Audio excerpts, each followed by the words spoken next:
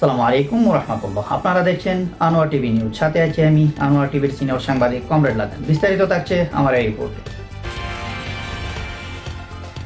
1 বছরেরও বেশি সময় ধরে অন্তর্বর্তীকালীন সরকার ডক্টর মোহাম্মদ ইউনূস কেবল বলে যাচ্ছেন সংস্কার করছি, পরিবর্তন আনছি, কিন্তু বাস্তবে দৃশ্যমান কোনো পরিবর্তন নেই। সংস্কারের নামে জাতিসংঘের মানবাধিকার টিমকে আনা গেলেও জুলাই আন্দোলনের আহতদের চিকিৎসা ব্যবস্থা এবং শহীদদের পূর্ণাঙ্গ একটি তালিকা এখনো প্রকাশ করতে পারেননি অন্তর্বর্তীকালীন সরকার ডক্টর মোহাম্মদ ইউনূস। সবচেয়ে বড় লজ্জার জায়গা হলো, যারা জুলাই আন্দোলনে নির্বিচারে গুলি চালিয়ে হত্যাকাণ্ড ঘটিয়েছিল তারাও এখন আইনের বাহিরে। নির্বিচারের নামে যেন চলছে প্রহসন। জুলাই আন্দোলনকে দেওয়া হলো একখানা সনদ, যেন শিশুকে লজেন্স ধরিয়ে চুপ করানোর মতো। একই সংস্কার নাকি মানুষের ক্ষোভ দামাচাপা দেওয়ার কৌশল? প্রশ্ন রয়ে যায়, এই সংস্কার কবে বাস্তবে রূপ নেবে, নাকি এই প্রশাসনিক চলতে থাকবে অনন্তকাল? আনোয়ার টিভি, বাংলা সংবাদ, ঢাকা।